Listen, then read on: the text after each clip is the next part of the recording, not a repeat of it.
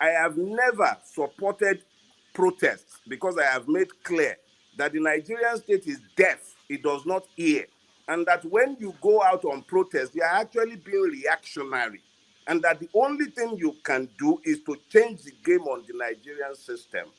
And then a man like Peter Obi comes out, a member of the same class that has held Nigeria bound for all these years. In one way or the other, he became a member of that class, whether he was a saint in hell or whatever he was. He became the governor of the state. He battled the House of Assembly to a standstill. He brought value to governance, and that was the publicly accepted position until all these shenanigans because of elections began and all the propaganda began, and you start attributing all sorts of things to him. So if I'm going to have to come through the electoral system to gain the changes that I desire, and I find a candidate in the race whose position regarding restructuring mirrors mine, because I had interactions with him personally on behalf of Afenifere and on behalf of the Southern and Middle Belt Leaders Forum, I sat down and I was convinced as to the honesty of his desire to change the Nigerian state, restructure it, and I bought into that. And on the basis of that, and the fact that he is not only eminently qualified, but he meets the demand of justice and equity in the moment, being of Southeastern origin, and given the fact that Nigeria is not found on citizenship, regardless of the madness and stupidity of those who consider themselves revolutionaries, who believe that Nigeria is founded on citizenship. Nigeria is not founded on citizenship. It is founded on ethnicity. If the one thing that will galvanize popular action in Nigeria are the pains and grievances of an ethnic group who have been systematically marginalized, and in whose marginalization legitimacy has been found for the marginalization of every other Nigerian, regardless of their ethnicity. If I find one such Nigerian who has equally made a difference in governance in Nigeria, shame on the idiot who cannot see it and who seek to attack me and think that I have in some ways contradicted my position, because I have not. I am on record. If I was talking in beer parlors, they can challenge my position. I did not speak in beer parlors. I wrote books, and my books stand there in testament of my position. I have never advocated armed resistance. I have never advocated protest on the street. I have always maintained that the only way to change Nigeria is through the electoral route. I'm a Democrat above all things. Those who do not have any democratic credentials but wish to dictate my conscience to me should learn to be careful about seeking to do so. I might be mistaken, but I am a man led by my convictions, not by greed, not by money. I gave up more than anyone can give me, regardless of what happens in the election. Let's be clear about that. So that's my position. I have not contradicted myself in any way, shape, or form. Thank you. I will have asked you to tell me. Of course, I have endured all kinds of idiots attacking me because they believe they have a monopoly for the definition of what constitutes a revolution and what does not. And I've had enough of it. It's getting under my skin. So it's time we actually dealt with this once and for all. All right. Thank you so much. Now, how has the campaign been going? Since you joined, why do you assess the campaign? Put it this way: I'm not a politician. I'm not about, unless I am specifically required to do certain things on behalf of the campaign, I have pretty much stuck with my own everyday routine. I'm not a politician. I have said years ago that the only weapon by which you might be able to slay the Nigerian monster is by the employment of the truth as a weapon. The truth is both a shield and a sword. And it is all I have ever deployed in my war against the Nigerian state, because this is an unjust state. But I do not war against the Nigerian people. I war against the state that has made sure that all of us are not citizens. So nothing has really changed about my daily routine.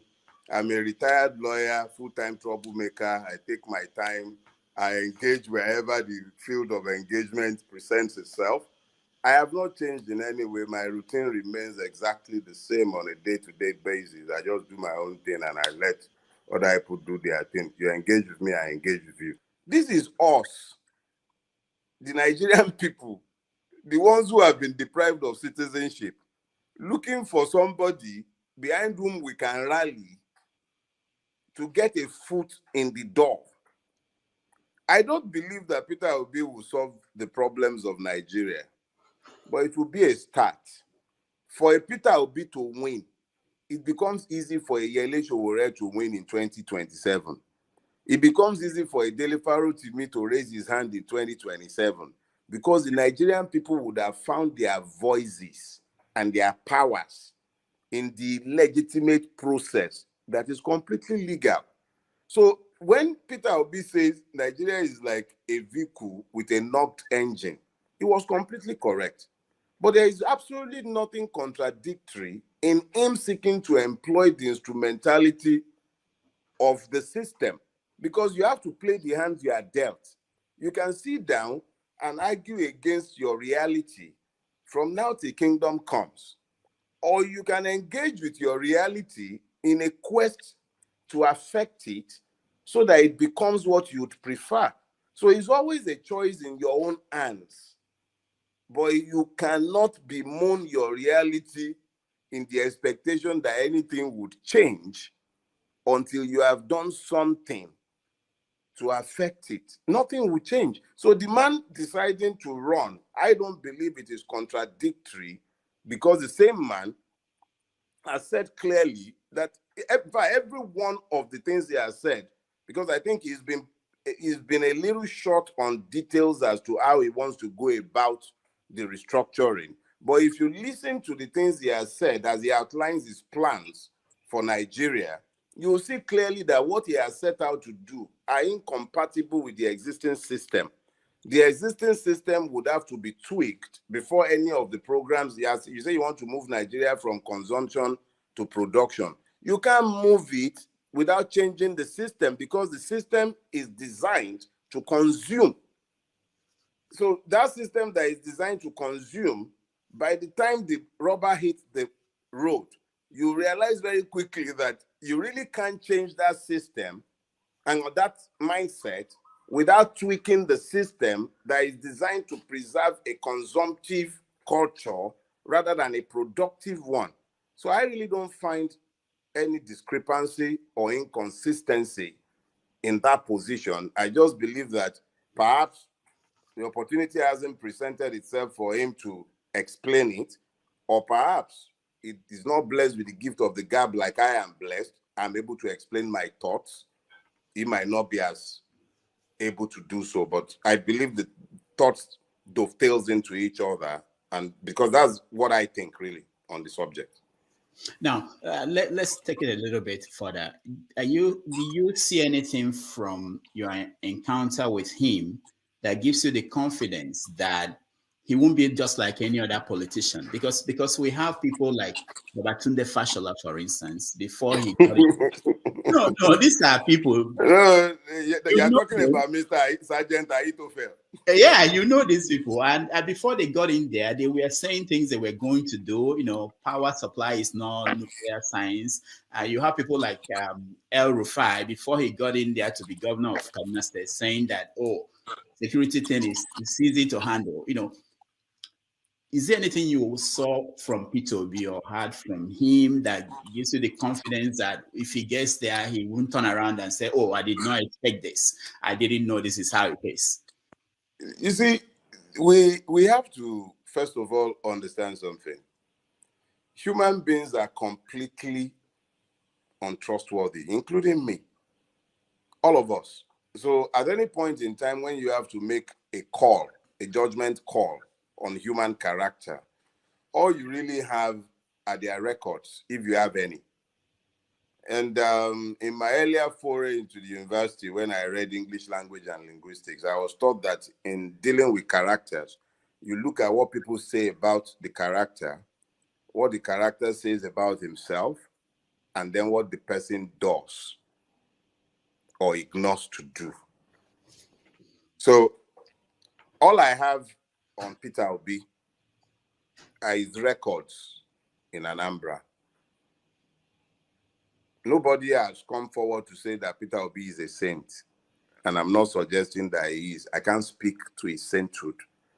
I'm not looking to vote for a pope.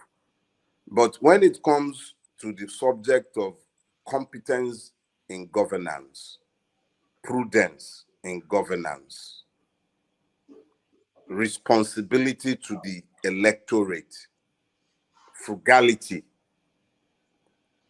for somebody to save state funds, especially in a space like Nigeria, it says something about the person's mindset.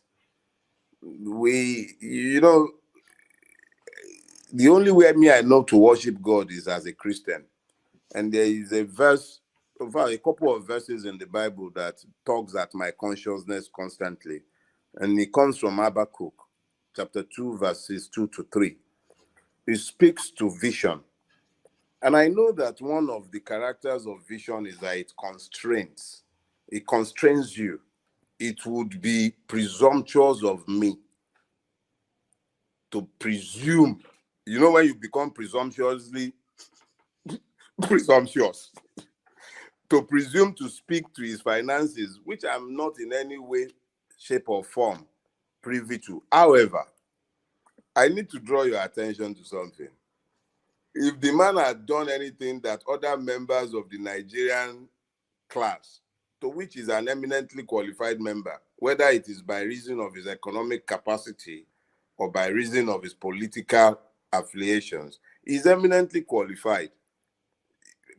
If he had done anything against the laws of Nigeria, I am sure that the gentlemen at EFCC and ICPC and what have you, we have multiplicities of political and prosecutorial agencies that would have ensured that he would not have dared to be making a presidential run, because I'm sure you will not suggest that he's a candidate of the system.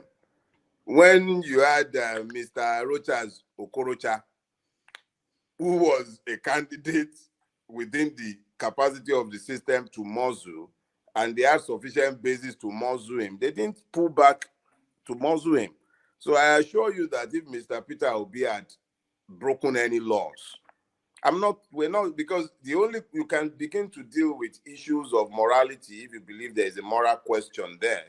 But when it comes to the issue of legality, I doubt that anyone can speak to the legality of what he has done, because if he had broken any laws, I assure you that the bail conditions that would have been slammed against him by the time the charges are brought would have been worse than the ones that you have ever seen brought against any terrorist.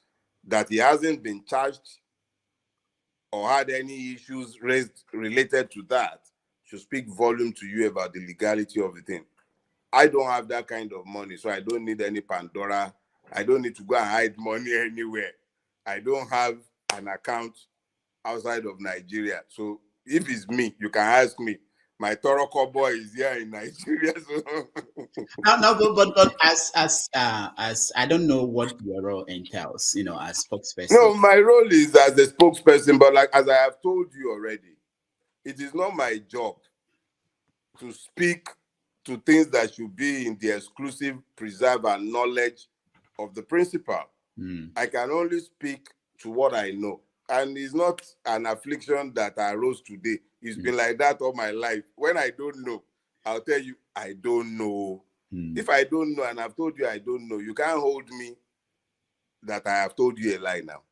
But if I came to you and in my overzealousness to defend, quote and unquote, I now begin to concoct tales, what does that say about me? It destroys me as a person.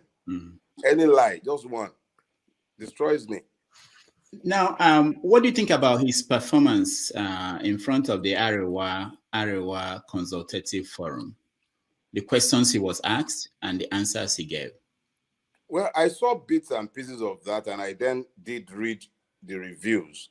Frankly, my take on it is twofold.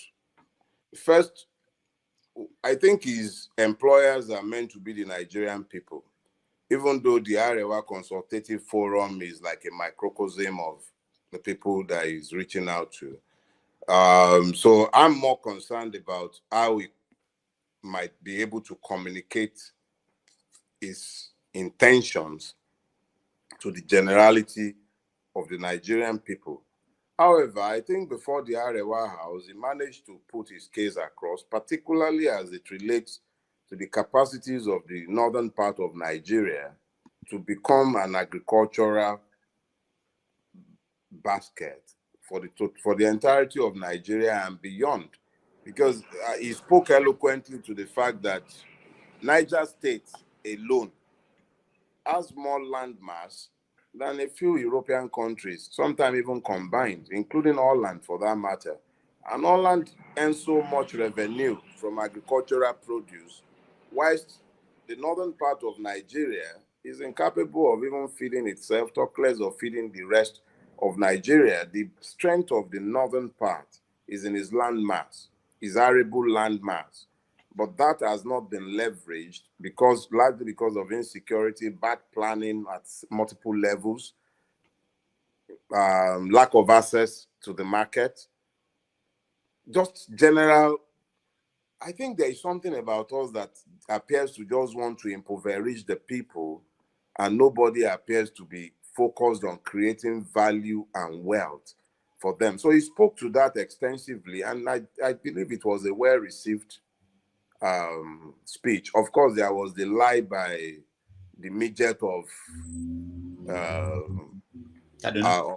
Kaduna, characteristically so, but that was easily debunked by videos that popped up of he himself giving testimony of how it was orders from Kaduna and from Abuja that had him caged up. So other than that, I think he did pretty okay.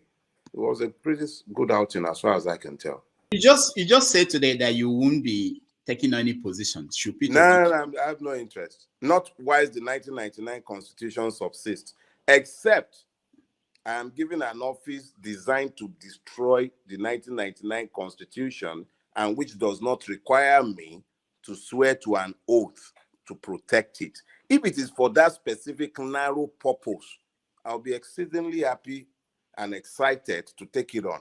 But I am not interested in I'm not interested. I have no interest. If you see me take anything on, mark this, and I love this, call me a bastard. If you see me take on any ministerial nonsense, I'm not interested. As long as I have to swear on the 1999 Constitution, I, Oladele Tomilola Farotimi, will never accept it. Take it to the bank.